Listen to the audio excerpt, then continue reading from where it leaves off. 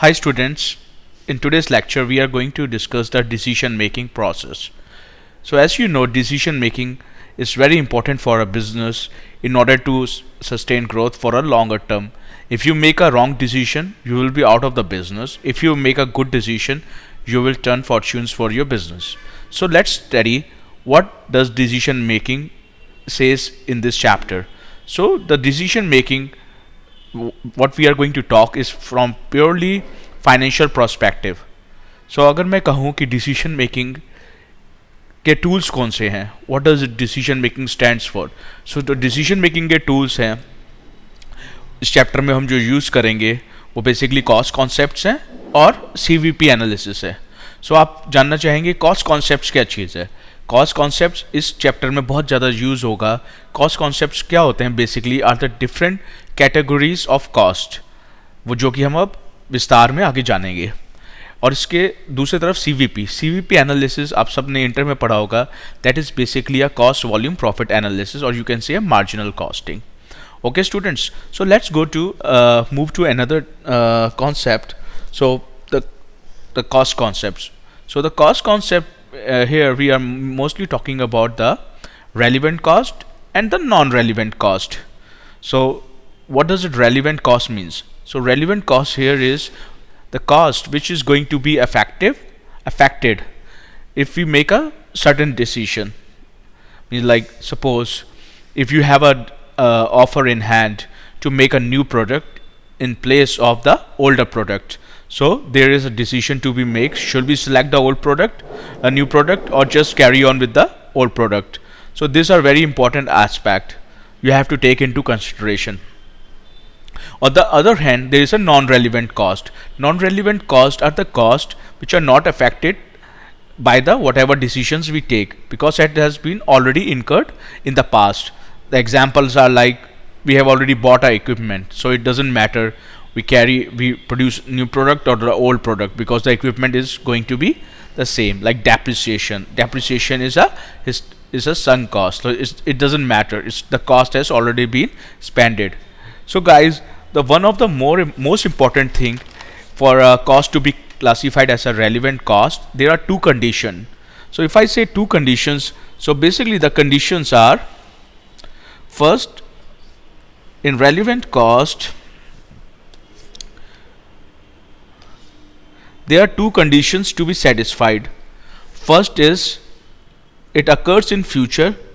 Means like देखो, हमेशा हम फ्यूचर की बात करेंगे इन कॉस्टिंग में. अगर पास्ट में हो गया तो वो संक कॉस्ट है, that is non relevant. Future में कौन सी कॉस्ट, जैसे आपने प्रोडक्ट बनाना है तो उसके लिए आपको नया लेबर लेना पड़ेगा, लेबर अरेंज करना पड़ेगा, नया मटेरियल चाहिए होगा, आपको नए ओवरहेड एक्सपेंडिचर लाइक आपको वर्कर्स की सैलरी देनी पड़ेगी जो कि काम करेंगे. So this sort of cost are basically they are going to happen in future. अगर आप ये काम नहीं करेंगे तो ये नहीं होगी. Alright. And another important condition is it differ among the alternative. अगर आपके पास दो ऑल्टरनेटिव है, ऑल्टरनेटिव ए और B, means like to produce new product or produce old product,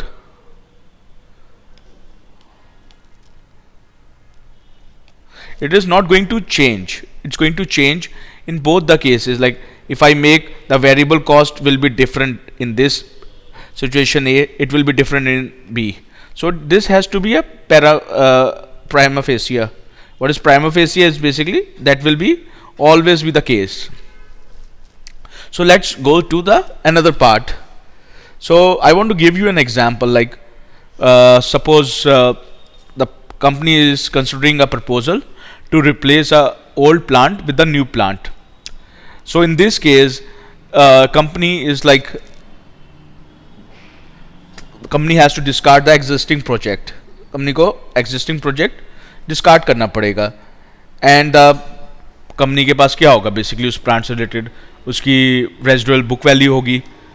And it doesn't matter company की they just discarded or they just sold it. So this is sunk cost, this is a non-relevant cost. But इस case में मान लीजिए कि अगर उसको बेच के हमें कुछ पैसा रिलाइज होता है, कुछ अमाउंट रिलाइज होता है, that will be a relevant cost. Alright, because we are going to get something. All right, students. So now we are going to move to another category here. That is, what is a different type of cost. So पहली cost होती है, वो होती है opportunity cost. ये सबसे common cost है जो कि आपको questions आएंगे. So opportunity cost क्या होती है? Opportunity cost क्या होती है? Basically जब हम कोई भी decision लेते हैं तो कहते हैं ना कि for always for a gain there is always a risk, or you have to give away one thing for another. So इसी तरह अपॉर्चुनिटी, अगर आपने एक डिसीजन लेना है तो दूसरा डिसीजन लेना, मतलब आपको बेसिकली दो ऑल्टरनेटिव्स के बीच में सिलेक्ट करना है. दो चीज़ों के बीच में से आपको एक चीज़ मिलेगी. अब जैसे मान लीजिए कि आप किसी रेस्टोरेंट में जाते हैं या किसी कैफेटेरिया में बैठे हैं, तो आपके पास दो चाय है, तो आप एक चाय पीना चाहोगे या दूसरी चाय पीना चाहोगे, ये आपके ऊपर है. एक चाय में मीठा ज़्यादा है, एक चाय में मीठा कम है, तो you have to select. So both the products have a different characteristics, different qualities, different functions. So accordingly you have to make the best choice which is good for your health. अब जैसे कि अब इस case में क्या होगा कि मान लीजिए, so opportunity cost is basically the cost benefit foregone.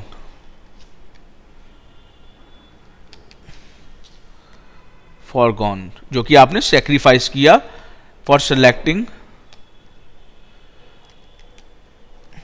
Another course of action. ठीक है मेरे दोस्तों. सो अब मूव करते हैं हम दूसरे चैप्टर, दूसरी कॉस्ट में, that is called a notional cost. एक चीज मैं आपको कहना भूल गया कि अपॉर्चुनिटी कॉस्ट क्या है. Opportunity cost will always be relevant cost, always relevant.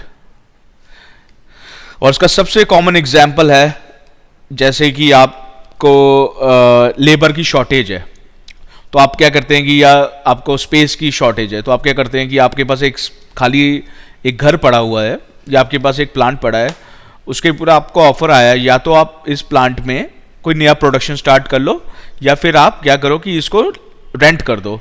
तो आप अगर मान लो प्रोडक्शन करते हो तो रेंट का क्या होगा कॉस्ट, वो आपकी अपॉर्चुनिटी कॉस्ट होगी. बिकॉज अगर आप प्रोडक्शन करते हो तो जो रेंटल का पैसा आने वाला था वो आपका चला जाएगा. ठीक है. तो let's talk with notional cost. So notional cost क्या होती है? नोशनल का मीनिंग क्या है? नोशनल का मीनिंग है, इट्स बेसिकली एक इंटरनल चीज़ है जो कि रियल वर्ल्ड में नहीं हुई है. लाइक जैसे हमारे पास कुछ फंड्स हैं और उन फंड्स को हमारे पास दो ऑप्शन है, या तो हम उसको बैंक में जमा कर दें कैश को, या हम अपने कुछ प्रोजेक्ट में कुछ मतलब for our operating purpose use कर लें. तो अगर मैं कहूँ कि प्रोजेक्ट ए में मैं पैसा लगाऊं या फिर बैंक में लगाऊं, या फिर मैं बैंक में लगाऊं, तो बैंक से मुझे 5% ब्याज मिलेगा, इंटरेस्ट मिलेगा, और प्रोजेक्ट ए से मुझे जो उसका बेसिकली जो प्रॉफिट है जनरेट होगा, जो प्रोजेक्ट से बेसिकली मेरा प्रॉफिट जनरेट होगा. तो अगर मैं कहूँ कि अगर मैं इसमें पैसे लगाने का सोचता हूँ प्रोजेक्ट ए में, तो ये 5% इंटरेस्ट विल बी लॉस करूँगा, वो मेरी अपॉर्चुनिटी नोशनल कॉस्ट होगी. बट अगर मेरे पास कोई ऑप्शन नहीं है तो इट डजंट मैटर, तो वो तो मेरा इररेलेवेंट, नॉन रेलिवेंट कॉस्ट हो जाएगी. ठीक है स्टूडेंट्स.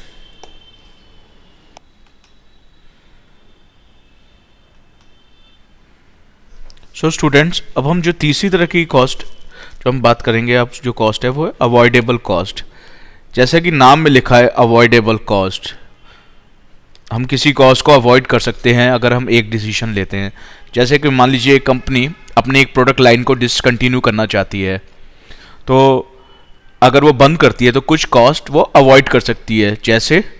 जैसे कि उस प्लांट में जो लेबर काम करती है उनको वो निकाल सकते हैं. ठीक है. जैसे उसमें जो फिक्स सैलरी है उनको बच जाएगी, उनकी रेंट है, that can be save too so all those are avoidable cost. That can be cost are the cost that can be skipped if we select one course of action. Okay. So another cost is historical cost. So what is the historical cost? Historical cost is the cost that has been incurred in the past or is already committed. जैसे example, company has invested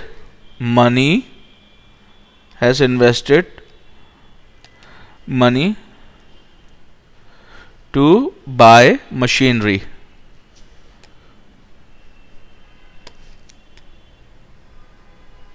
So the machinery cost is historical. It is always non relevant cost. कौन सी cost होती है ये? Non relevant cost. कभी भी आप example में देखो, एग्जाम में आएगा कि ये कंपनी ने इक्विपमेंट परचेज किया हुआ है, तो आप ये मान के चलिए ये हमेशा ये हिस्टोरिकल कॉस्ट है, नॉन रेलिवेंट है. ठीक है. अब अनदर कैटेगरी में आते हैं, that is sunk cost. Sunk cost क्या होती है? संक कॉस्ट एक वो कॉस्ट है जो कि ऑलरेडी बेसिकली कॉस्ट चेंज नहीं हो सकती, ये डूब चुकी है. मीन्स जैसे टाइटैनिक का आपने सुना होगा, टाइटैनिक संक इनटू द सी, सब लोग मर गए थे. तो टाइटैनिक मूवी का एक बहुत अच्छा एग्जांपल है. So in the same way sunk cost क्या है? That has already been incurred or that can't be avoided. So दोस्तों, आप जो सैलरी, जैसे कि मान लीजिए कि आपने एक लीज रेंटल के लिए कमिटमेंट कर दी, लीज रेंटल है, लीज है 1 साल की, तो आप उसको कुछ भी हो जाए, मतलब उसके अंदर क्लॉज है कि आप उसको कैंसिल नहीं कर सकते साल भर से पहले. अगर आप करते हो तब भी आपको रेंट देना है, तो ये ऑलमोस्ट संक कॉस्ट है. अब इसे परवाह नहीं है कि हम उसको छोड़ दे, प्लांट को ना यूज करें, वो जगह आपके पास कुछ नहीं होगा, वो आपकी जगह चली गई, तो उससे बेटर क्या है कि आप कुछ बना लें. तो ये हमेशा नॉन रेलिवेंट कॉस्ट होती है. ओके. सो अब हम जो नया chapter, another type of cost is out of pocket cost. Out of pocket cost आपने काफ़ी नाम सुना होगा आर्टिकलशिप में या ऑडिट करते हुए, कि जो बेसिकली ऑडिटर अपने पॉकेट से करता है एक्सपेंडिचर, जिसका कोई बजट नहीं होता फीस के अंदर.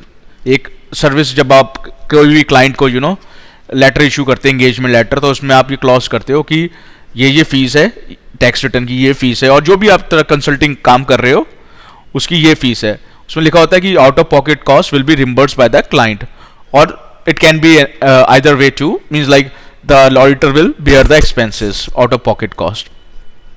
So out of pocket cost relevant cost है हमेशा, first of all is always relevant because इसका कोई provision नहीं किया हुआ है.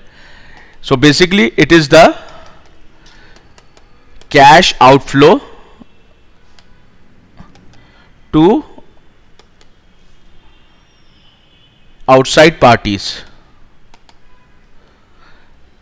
आपको जब एग्जाम में क्वेश्चन में एक पॉइंट दिया होगा कि मिस्टर ए हैज इनकर्ड 500 और 1000 रुपीज़ का बेसिकली जो ट्रैवल किया उसने, या कोई इंजीनियरिंग की फीस है वो देनी पड़ेगी. So all those cost are, या इंजीनियर फीस है, सर्वे कॉस्ट है, जिसका आपने प्रोविजन नहीं किया हुआ, तो this are always out of pocket cost, जो बेसिकली आप आउटसाइड वेंडर को देते हो. Okay. So let's move to another category, that is our discretionary cost. So discretionary cost, जैसा नाम सुन के आप जान सकते हो कि ये हमारी डिस्क्रिशन पे है, हमारे फर्म जो ऑर्गेनाइजेशन है उसके मैनेजर्स की विल पे है कि ये इसको स्पेंड करना चाहते हैं या नहीं करना चाहते.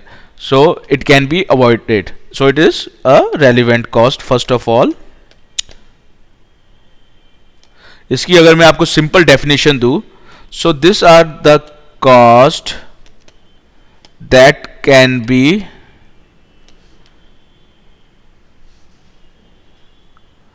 Controlled by the different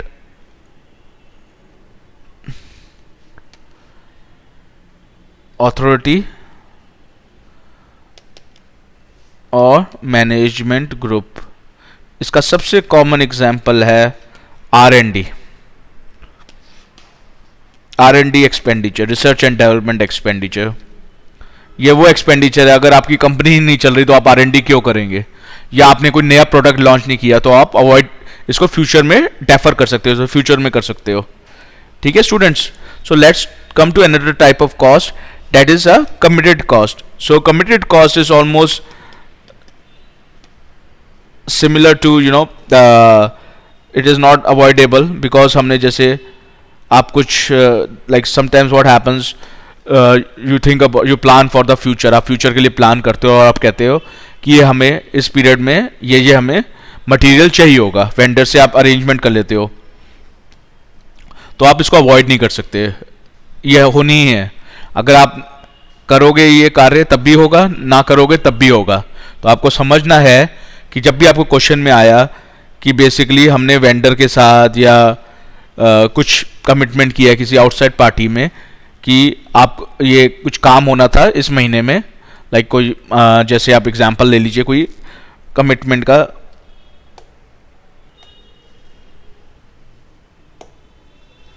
so students हम अब जो कॉस्ट डिस्कस करेंगे है वो है discretionary cost. What is discretionary cost? Discretionary cost होती है that can B controlled or change on the discretion of the manager or appropriate decision making authority, like R&D, maintenance, etc.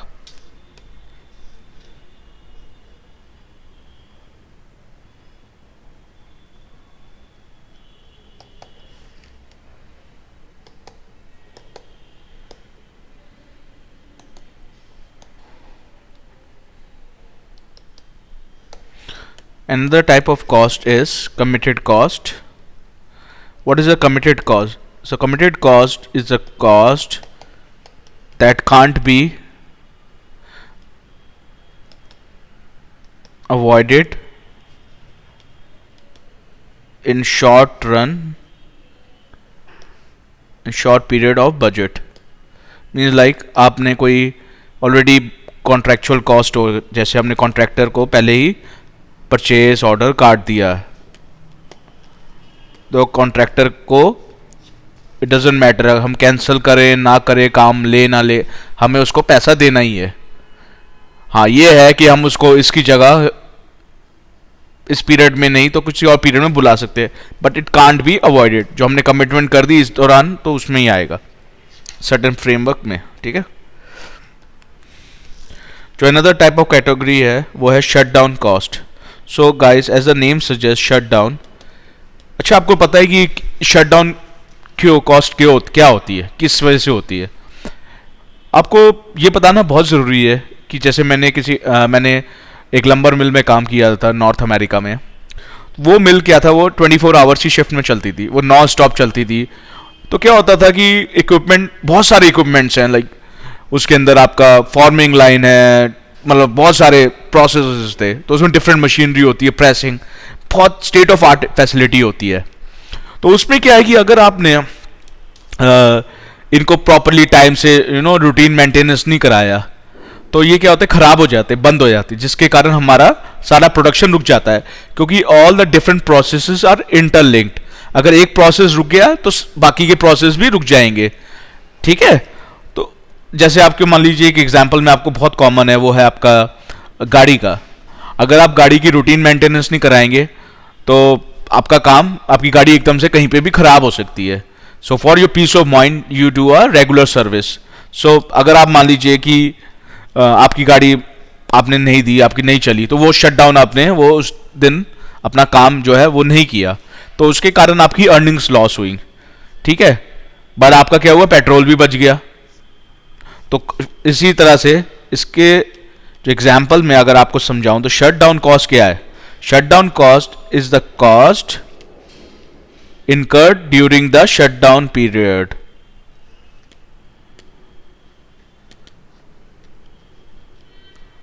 Shutdown period or avoided.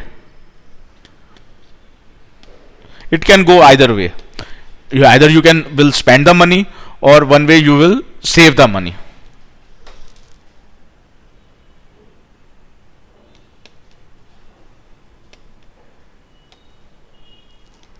Okay.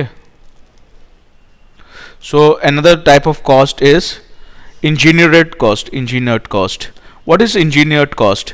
Engineered cost बहुत बड़ा term लगेगा आपको, technical है, but ऐसा कुछ भी नहीं है। ये क्या होता है बेसिकली, जो कॉस्ट है एक मैथमेटिकल रिलेशनशिप होती है, फॉर्मूला कह लो आप इसको, और mathematical relationship between the cost object and resources consumed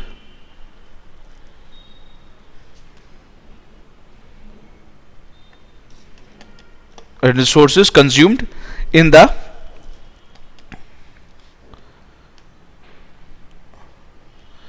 in making cost object. इसका बहुत अच्छा एग्जाम्पल है शूज। तो शूज को हम बनाते हैं, तो शूज को बनाने में मैं सबसे इंपॉर्टेंट चीज कौन कौन से मटेरियल कंज्यूम होता है? सबसे नंबर 1 होता है लेदर, ठीक है। दूसरा उसकी जो लेबर होती है जो कि उसकी स्टिचिंग करती है। तीसरी चीज होती है मशीन होती है, जो कि मशीन उसको फॉर डिफरेंट प्रोसेस के लिए यूज करते हैं, मशीन आवर्स हो गए, तो ओवरहेड होता है electricity.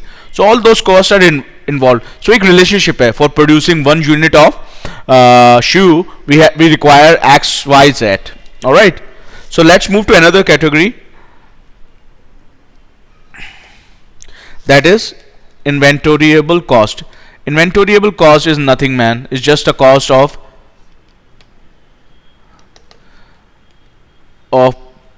production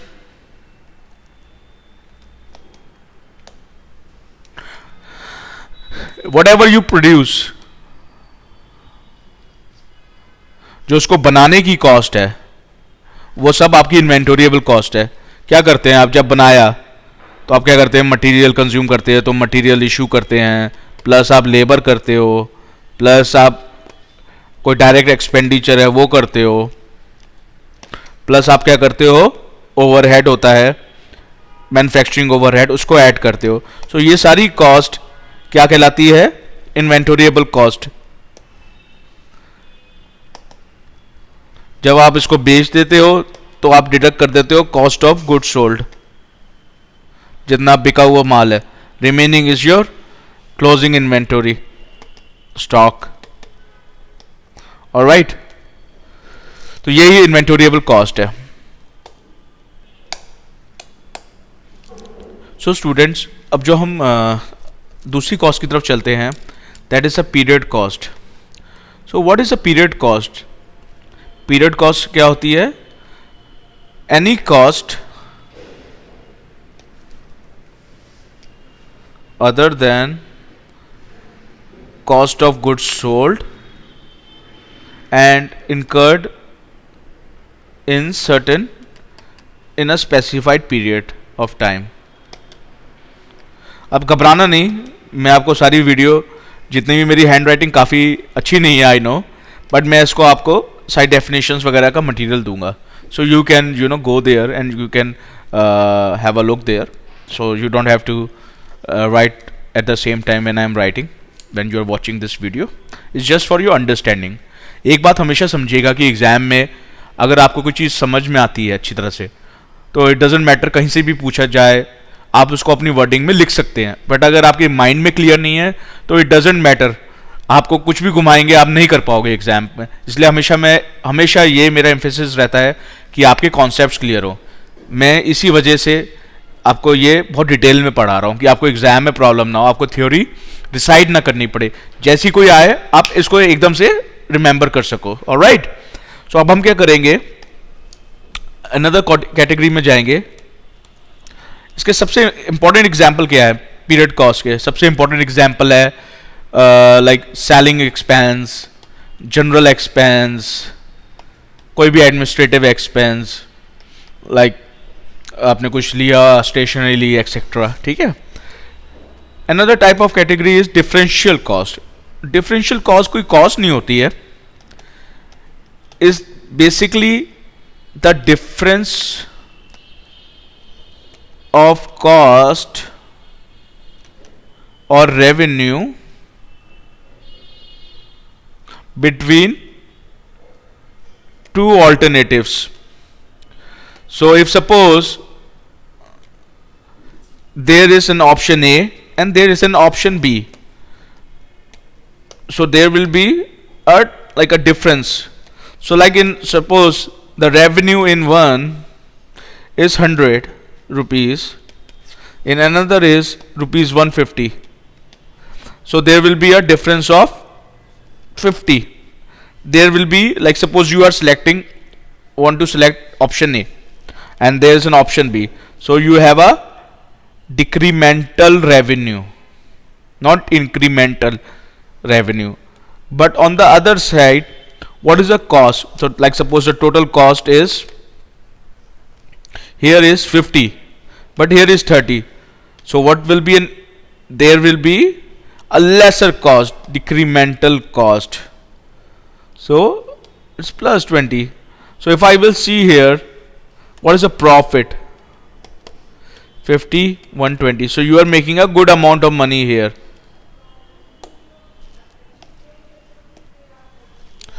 Okay, students. So let's come to another factor, that is limiting factor.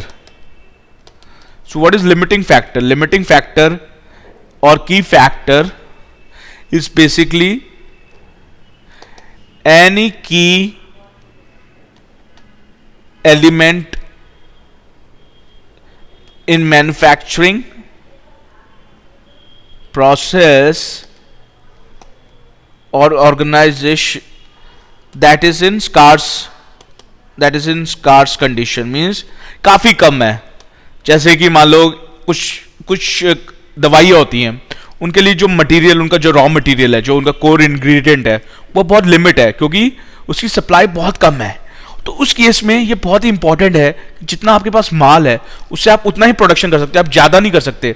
आपके पास डिमांड बहुत ज़्यादा है बट आपकी सप्लाई बहुत कम है। सो उस केस में हमेशा आप देखेंगे कि कंट्रीब्यूशन पर रिसोर्स किसमें सबसे ज़्यादा आ रहा है ऑप्शन में, वो आपका एक क्राइटेरिया होगा किसी का सिलेक्शन करने के लिए।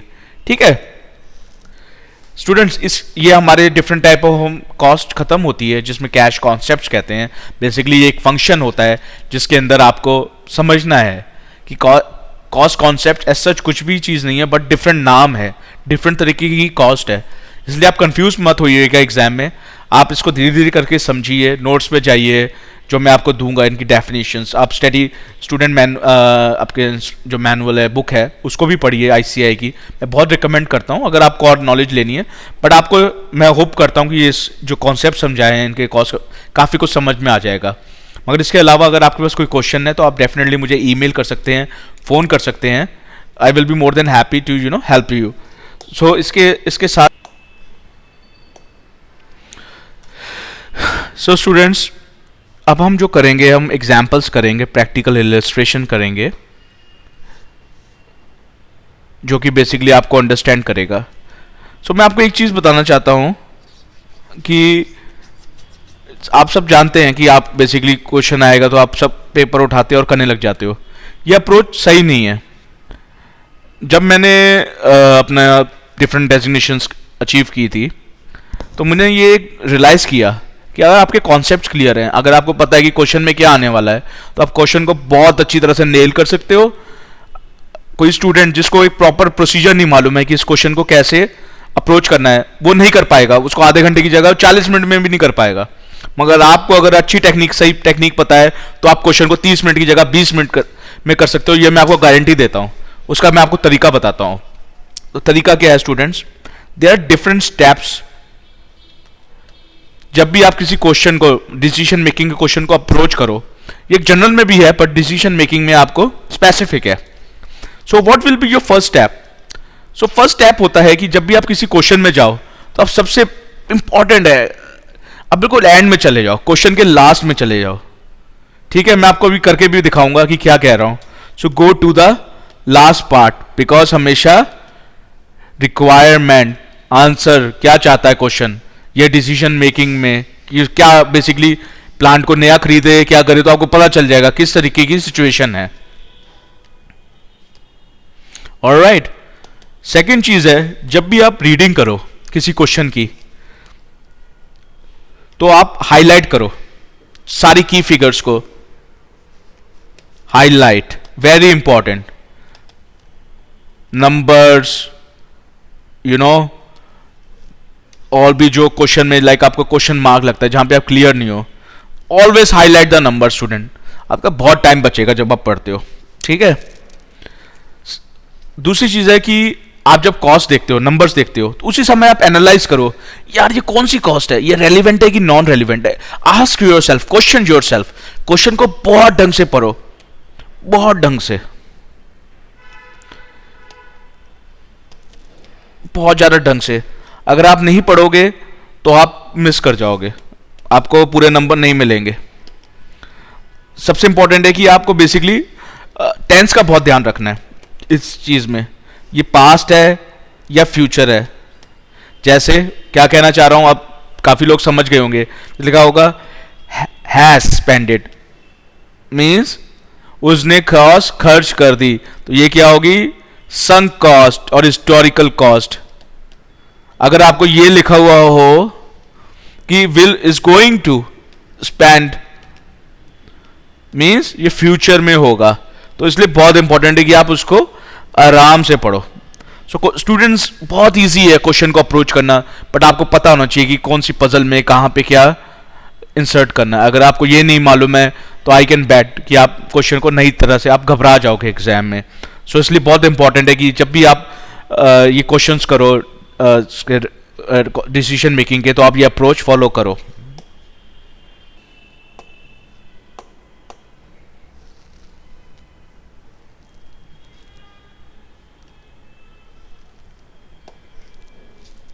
सो स्टूडेंट्स, अब हम एक प्रैक्टिकल एग्जाम्पल करेंगे जो कि हमारी स्टडी मैनुअल में है। ये है 7th पेज में।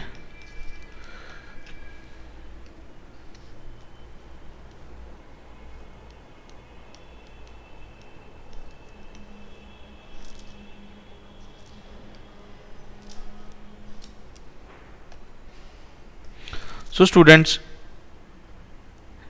आपको सबसे पहले इंपॉर्टेंट है कि पढ़ समझिए कि what sort of question it is, what type of situation it is. So अगर आप देखोगे तो उसमें आपको दिखेगा कि ये decision on acceptance of new offer है। आपको कोई ऑफर मिला है कहीं से कि इस प्लांट को या इस प्रोडक्ट को कुछ और काम करने का है, मीन्स लाइक हम इसके बदले में दूसरा कोई ऑफर आया है कि आप ये प्रोडक्ट ना बनाओ, मेरे लिए एक स्पेशल ऑर्डर बनाओ। तो आपको इस तरीके का डिसीजन मेकिंग करना है। ठीक है, तो मैंने आपको जैसे बताया था कि जब पढ़ रहे थे कि जब मैंने आपको कुछ टिप्स दिए थे कि क्या how to approach a question, मैंने आपको कहा था कि सीधा आप क्वेश्चन के एंड में चले जाओ। अब समझो आप क्या उसका फायदा क्या है। मैंने कहा कि आप देखिए इसमें साफ लिखा हुआ है, आपको पता चल जाएगा किस तरह की डिसीजन मेकिंग है। इसमें साफ लिखा हुआ है should the new customers offer be accepted, तो आपको फट से समझ में आ जाएगा, अरे अच्छा ये तो सर ने बताया था, यही क्वेश्चन है। तो इसमें आपको क्या है, डिसीजन मेकिंग करनी है। इधर क्या क्या आएगा, रेलिवेंट और नॉन रेलिवेंट कॉस्ट आएंगी। ठीक है, तो आप इधर ये देखो बी एक्सेप्टेड, और क्वेश्चन को बहुत ध्यान से पढ़ना। कभी कभी क्या होता है, क्वेश्चन में 2 क्वेश्चन होते हैं, उसका भी एक सब क्वेश्चन होता है। तो इधर क्या कह रहा है, पहले तो आपको एक स्टेटमेंट बनानी पड़ेगी और उसको आपको कंक्लूजन करना पड़ेगा, yes this offer should be accepted और rejected. So whatever we are going to decide at the end of the solution. और दूसरा ये क्या कह रहा है, prepare a statement showing the economics of the proposition. So statement of economics और proposition क्या है? आप बहुत ज़्यादा टेक्निकल नहीं है यार, टेक्निकल मत जाओ बिल्कुल भी। अब समझो, आप बेसिकली एक स्टेटमेंट बनानी है जिसमें आपको फाइनेंशियल उसके बेनिफिट्स दिखाने हैं, like there is option A, there is option B, तो आपको उसका फाइनेंशियल इवेल्युएशन या फाइनेंशियल स्टेटमेंट बनाना है। वो आप कई तरीके से बना सकते हो, तो कैश फ्लो बेसिस पे बना सकते हो, आप सिंपल रेलिवेंट कॉस्टिंग बेसिस पे बना सकते हो, मैं आपको दिखाऊंगा अभी, तो घबराइएगा मत। तो लेट्स चलते हैं, क्वेश्चन पढ़ते हैं, समझते हैं क्या है। अब मैं देखिएगा, जब मैं क्वेश्चन को कैसे पढ़ रहा हूं और जब आप एग्जाम में पढ़ोगे आप सेम पढ़ना, believe me you will be very happy, क्योंकि आपका क्वेश्चन 100% करेक्ट होगा और ऐसा लगेगा यार ये तो बहुत आसान था। समझो क्वेश्चन को, ये क्या है क्वेश्चन में। So let's start. Illustration 1, company has been making a machine to order for a customer. तो बेसिकली क्या है, ये कंपनी बनाती है मशीन ऑर्डर पे, but the customer has since gone into liquidation. ओ, ये तो बहुत प्रॉब्लम वाली बात हो गई कि मतलब लिक्विडेशन में चला गया। अब क्या मतलब, तो आपके एकदम से माइंड में आना चाहिए यार लिक्विडेशन में चला गया मतलब मेरा पैसा डूबने वाला है, कुछ ना कुछ पंगा होने वाला है। तो आप आगे पढ़ोगे और फिर देखो उसमें लिख भी दिया उन्होंने, there is no prospect that any money will be obtain from the winding of the company. तो आपको सीधा क्लिक करना चाहिए यार, अब मेरा पैसा तो डूब गया। अब क्या होगा, जो पैसा डूब गया वो संक कॉस्ट, समझ गए। अब इसके बाद आप दूसरी लाइन में चलोगे तो उसमें आपको इंफॉर्मेशन देगा कि कौन सा पैसा डूब गया, बट आपको डिसाइड करना है कि ये डूबा है या नहीं डूबा। ठीक है, तो आप क्या करोगे, आप करोगे कॉस्ट इनकर्ड टू डेट, आप पढ़ोगे उसको cost incurred to date, cost spend हो चुकी है, पास्ट में है, प्रेजेंट नहीं है, तो ये रेलिवेंट होगी नहीं। जो आपको दो कंडीशन बताई थी, एक तो फ्यूचर में होगी और दूसरी चेंज होगी। तो क्या है ये कॉस्ट इनकर्ड टू डेट, तो ये पास्ट कॉस्ट है। अब मैंने आपको एक चीज और बताई थी कि जब आप क्वेश्चन करो तो आपको पता होना चाहिए कि आपको हाईलाइट करना है। अब उससे हाईलाइट का बहुत रेलिवेंस है। अब मैं आपको देखो हाईलाइट करके दिखाऊंगा, ये नंबर आया 50,000, मैं इसको हाईलाइट करूंगा जब पढ़ूंगा। ठीक है, तो आपको भी ऐसे एग्जाम में एक हाईलाइटर ले जाओ, एक ले जाओ, ज्यादा ले जाने की जरूरत नहीं है। तो जस्ट बाय वन रेड और one like what ever colour you like. ठीक है, तो आपको पता होगा जो नंबर है हमेशा रेड करना है। मैं हमेशा रेड करता हूँ क्योंकि red is like always give sign of like danger और सम, आप उसको बेसिकली मतलब देख सको। ठीक है, तो इसमें लिखा है कि cost incur to date in manufacturing the machine, 50,000 रुपये आपने खर्च किए और you have paid made a progress payments of rupees, you have received a progress payment of rupees 15,000। मतलब आपका ऑर्डर था, आपने अभी तक 50,000 रुपये इस पर खर्च किए, बट आपको कस्टमर से अभी तक 15,000 आया है, तो 35,000 रुपये जो है वो आपका डूब गया, नहीं मिलने वाला। आप चाहे कुछ भी कर लो, कुछ होगा तो नहीं मिलेगा, पॉसिबिलिटी बहुत कम है, क्योंकि उन्होंने ऊपर लिख दिया there is no prospect that any money will be obtain from the winding of the company. तो इसे लेके चलो कि डूब गया, तो ये क्या है, sunk cost. So these are non relevant cost. तो आप पेपर में लिख लो, क्वेश्चन पेपर में आपको आसानी रहेगी। ओके, अब हम चलते हैं दूसरे वाले में, आगे पढ़ते हैं। इसमें लिखा है the sales department has found another company. ओ मीन्स ये न्यू ऑफर है। आपको ढंग से पढ़ोगे तो आपको समझ में आ जाएगा जहां पे आपको क्वेश्चन लिखा था। ठीक है, willing to buy the machine for rupees 34,000। So ये क्या चीज है, रेवेन्यू। ये क्या है, रेलिवेंट है डिसीजन मेकिंग में, बिकॉज ये इंक्रीमेंटल रेवेन्यू है।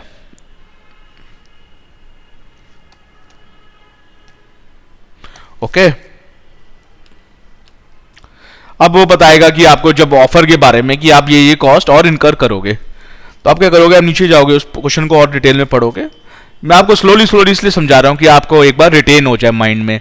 आप जब एग्जाम में जाओ तो आप बहुत ज्यादा कूल हो।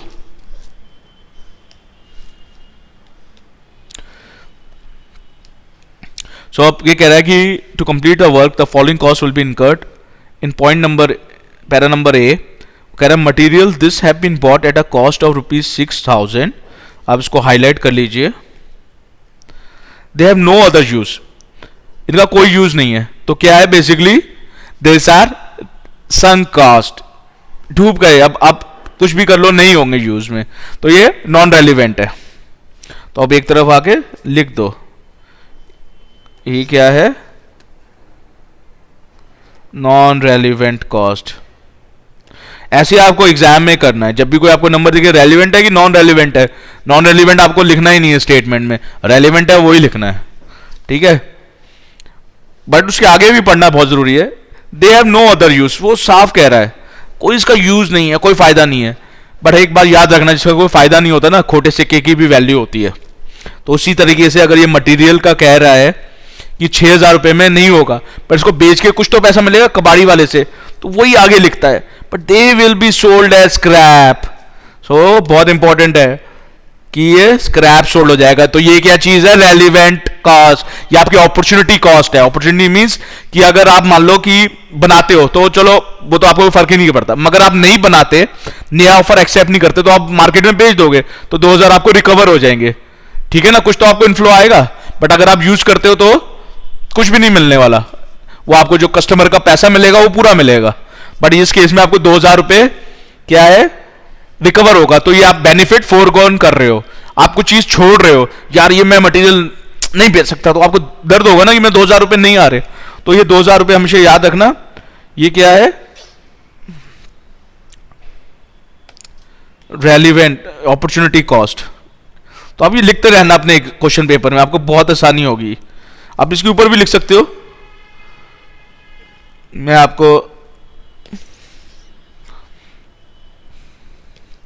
ठीक है। अब वो कह रहा है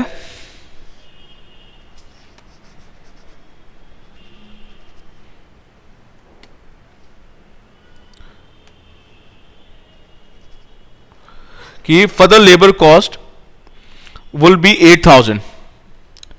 Labor is in short supply, and if the machine is not finished, the workforce will be switched to another job, which will earn rupees 30,000 in revenue and incur direct cost, not including direct labor of rupees 12,000 and absorb fixed overhead of rupees 8,000. तो student ये बहुत अच्छा paragraph है, इसमें आपको काफी सीखने को मिलेगा। हर जगह आपको क्वेश्चन में कुछ ना कुछ ऐसा सिमिलर ही आएगा, घबराने का नहीं है, समझो कॉन्सेप्ट क्या है। एक बार आपको पैराग्राफ अप्रोच करनी आ गई तो आप क्वेश्चन में कोई दिक्कत नहीं होगी, आप बहुत अच्छा करोगे। So what further labour cost, वो कह रहा है कि 8,000 है, तो ये क्या है? हमारी रेलिवेंट कॉस्ट है, ठीक है। तो ये रेलिवेंट कॉस्ट है। अब वो कह रहा है labour is in short supply and if the machine is not finish the work force will be switch to another job. मान लो आपके दो ऑप्शन है, या तो मशीन को बनाए या नहीं बनाए फर्दर। अगर आप नहीं बनाते तो इस केस में क्या है? वो कह रहा है कि आपके पास और दूसरा ऑफर आ गया, तो ये सब ऑफर है बट आप इसमें नहीं जाओगे, आप इसको अपॉर्चुनिटी कॉस्ट दोगे। तो आप देखोगे कि अगर मैं इसको बनाता हूं तो मुझे 30,000 रुपए मिलेंगे और मैं डायरेक्ट कॉस्ट करूंगा, बट इसमें ध्यान से पढ़ना, इसमें लिखा है कि नॉट इंक्लूडिंग डायरेक्ट लेबर। तो आप जब प्रॉपर रेवेन्यू निकालोगे, पूरा रेवेन्यू, तब आप उसको डिडक्ट करना पड़ेगा। तो 30,000 में से अगर मैं बोलूं तो उसको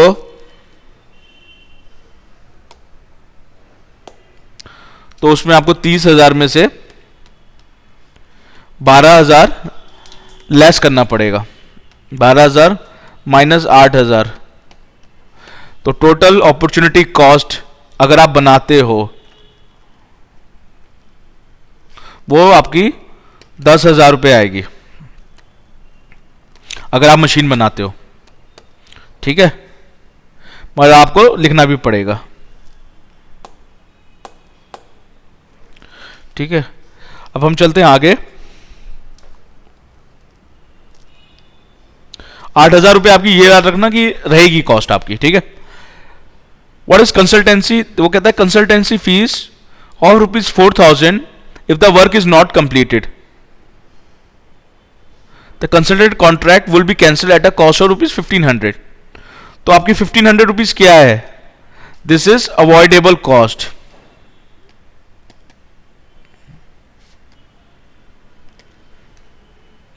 तो आपकी बेसिकली नेट कॉस्ट कितनी होगी? अगर आप मान लो जा रहे हो तो आपकी रहेगी 2,500। तो आप जब अपनी स्टेटमेंट बनाओगे तो उसमें आप लिखोगे एक तरफ 4,000 रुपये और दूसरी तरफ लिखोगे 1,500 रुपये, ठीक है।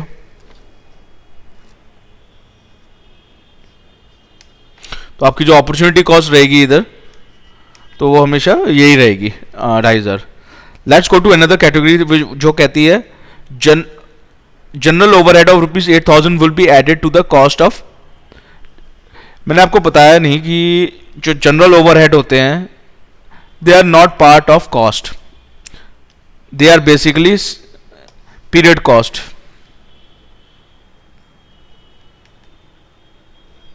दे are period cost, so they are always non relevant. आपके एब्जॉर्ब्ड ओवरहेड है वो भी नॉन रेलिवेंट होते हैं डिसीजन मेकिंग में, ऑल्दो आपकी प्रॉपर कॉस्टिंग में वो होते हैं, क्योंकि आप basically this are always fix expense, ये हिस्टोरिकल कॉस्ट है, कमिटेड कॉस्ट है, नॉन रेलिवेंट है। इवन आपका एब्जॉर्ब्ड ओवरहेड्स को भी आप, और अलॉटेड एक्सपेंडिचर जो होते हैं they are non relevant cost.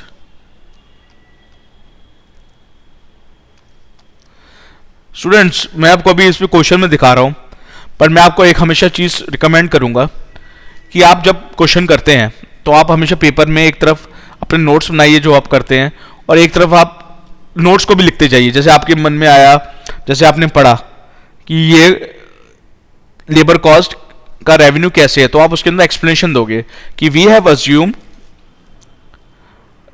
Not assume but this cost is not relevant cost because of this reason. So you have to explain in detail, in the working notes. It has to be limited, but at least the calculation should be there so the examiner who is checking your paper can see it. ठीक है, अब हम जाते हैं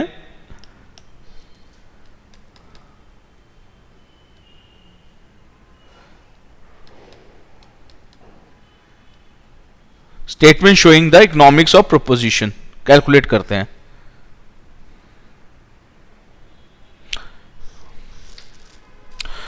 सो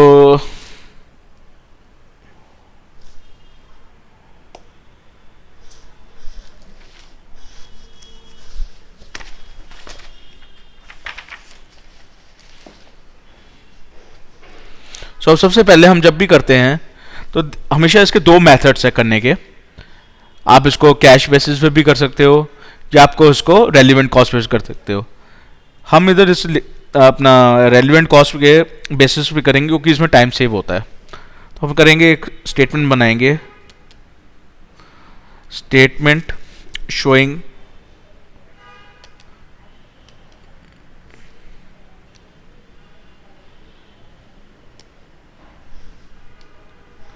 economics of the proposition.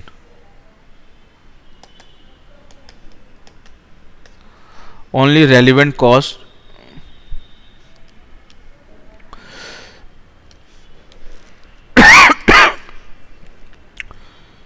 considered here. So first चीज जो आती है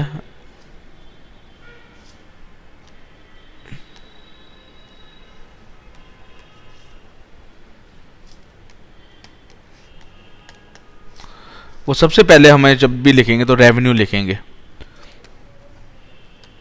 तीन कैटेगरी होती है, रेवेन्यू, कॉस्ट और बेसिकली एंड में व्हाट्स द आउटकम। तो रेवेन्यू हम लिखेंगे फ्रॉम कंप्लीटिंग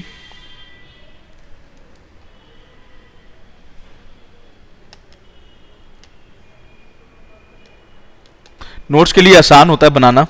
तो रेवेन्यू आपने जब देखा था कि क्वेश्चन पेपर में गए थे आप, तो आपको लिखा हुआ था वहां पे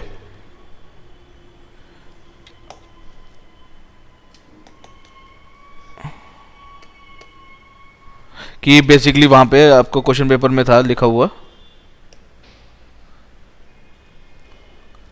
कि आपको 34,000 रुपये का रेवेन्यू मिलेगा।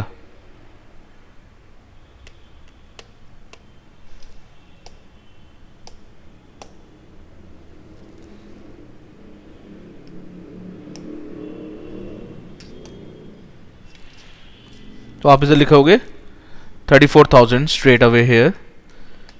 फिर इसके बाद जो रेलिवेंट कॉस्ट है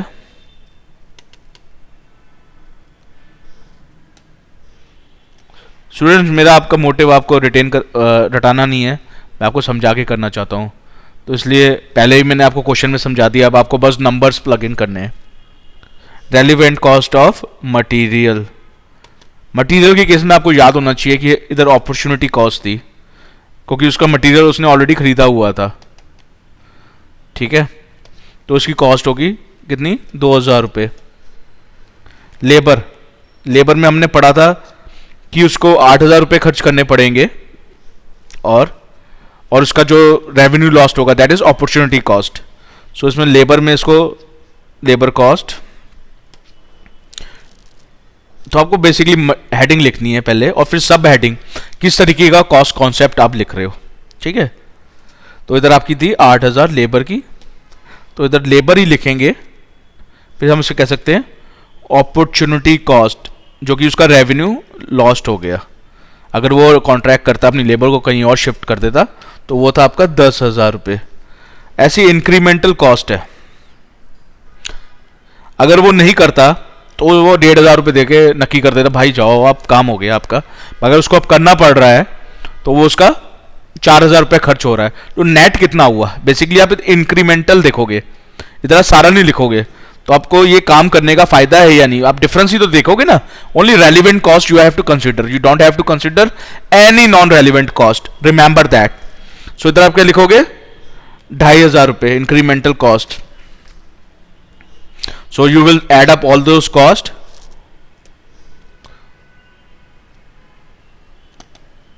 सो इन सब का टोटल आएगा आपका 22,500। अब इसको बी से आप डिस्क्राइब कर दोगे।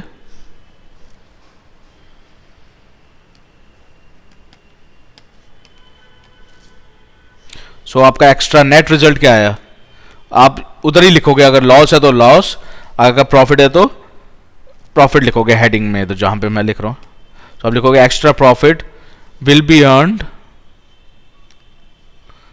Bye accepting this offer. कितना है, 11,500 ए माइनस बी करके। तो अब आपको बताने की जरूरत तो है नहीं, क्योंकि आप समझ सकते हैं कि इस केस में कंक्लूजन क्या होगी, the new offer should be accepted, why, because it is resulting in extra profit for the company.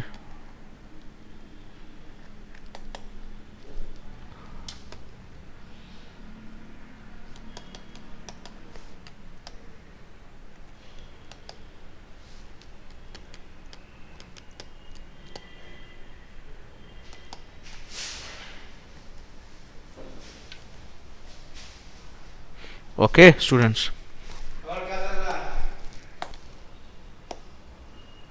So students, another question में आपको पूछ सकता है कि आप या तो statement showing economic proposition, basically आप या तो नॉर्मल रेलिवेंट कॉस्ट बेसिस पे बनाओ या कैश फ्लो बेसिस बनाओ। घबराइएगा मत, कैश फ्लो बेसिस में काफ़ी लोग स्टूडेंट्स घबरा जाते हैं जब कैश फ्लो की बारी आती है। कैश फ्लो में क्या होता है, दो कैटेगरीज हमेशा रहती है, एक होता है इनफ्लो और एक होता है आउटफ्लो। इधर आप रेलिवेंट बेसिस पे नहीं करोगे तो आपको दोनों कैटेगरीज का पर्टिकुलर लिखना पड़ेगा कैश फ्लो बेसिस में। तो हम बनाएंगे कैसे, हम एक तरफ एक पर्टिकुलर लिखेंगे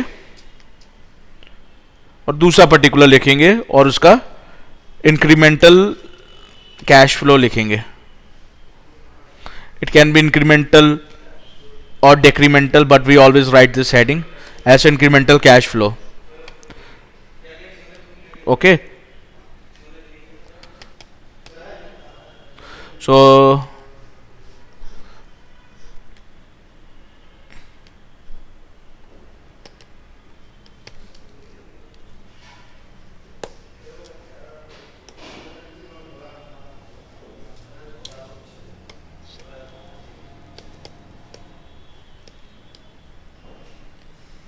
all right, so let's start. तो आप जब भी ये क्वेश्चन करो आप हमेशा कैश फ्लो का, आप दो कैटेगरी लिख लो,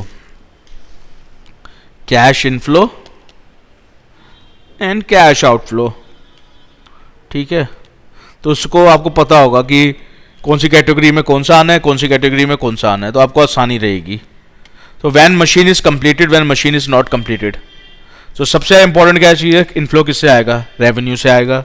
तो अब सीधा रेवेन्यू में जाओगे,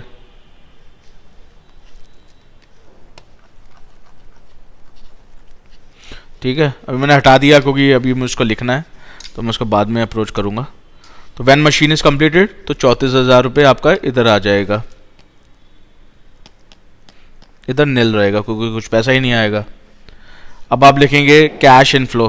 तो कैश इनफ्लो जरूरी नहीं है कि रेवेन्यू से आए, फ्रॉम द सेल ऑफ अगर आप व्हेन मशीन इज कंप्लीटेड तो रेवेन्यू आएगा, when machine is not completed तो उस केस में अपॉर्चुनिटी कॉस्ट की जो हम बात कर रहे थे वो सब इधर लिखी जाएंगी।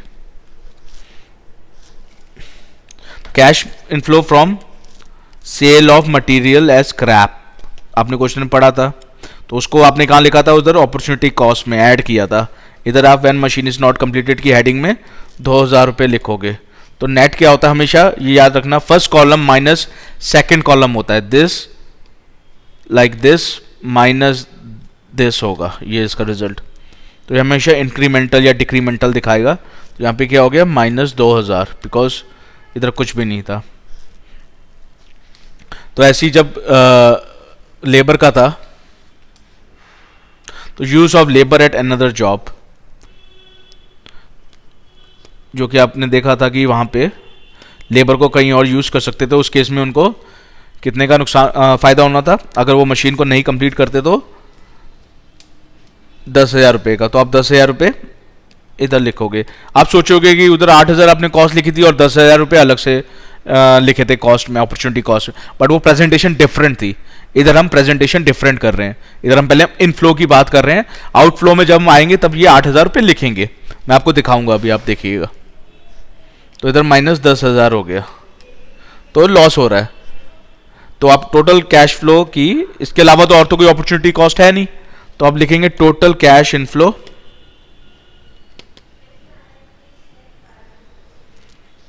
इज 34,000, इधर ऐड करोगे 12,000 इन सब का टोटल, और ये दिस इज टोटल इज 22,000, ठीक है। अब इसके बाद आएंगे, हम बात करेंगे कैश आउटफ्लो की।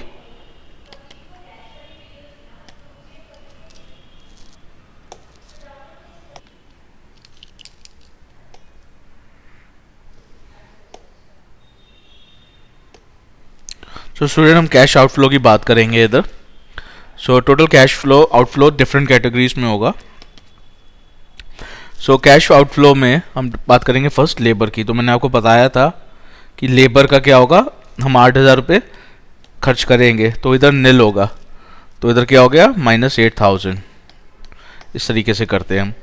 फिर इसके बाद जो नेक्स्ट कैटेगरी बनती है वो आपकी बनती है कंसल्टेंसी फीस। थोड़ी स्पेस कम है इसलिए मैं यहीं लिख रहा हूँ, 4,000 रुपये, और इधर कितनी होगी, 1,500 रुपये। तो नेट कितना हो गया, 2,500। हमने ऊपर कितना लिखा था, 2,500 ही, ठीक है। तो टोटल कैश आउटफ्लो कितना हो गया,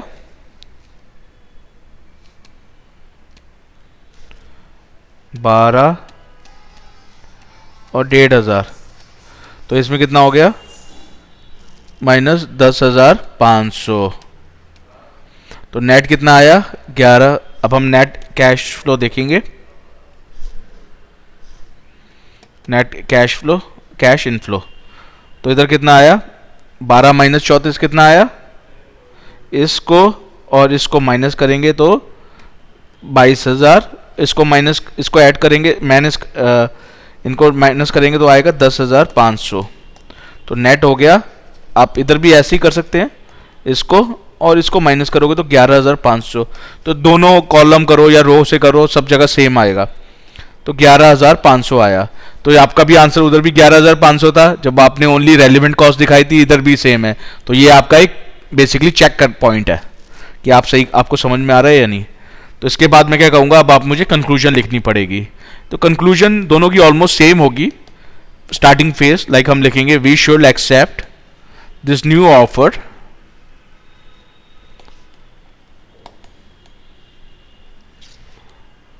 as we are having a positive cash flow, positive cash inflow of ₹11,500। तो ऐसे आपको करना है। वहां प्रॉफिट की बात थी, यहाँ पे इसकी बात है।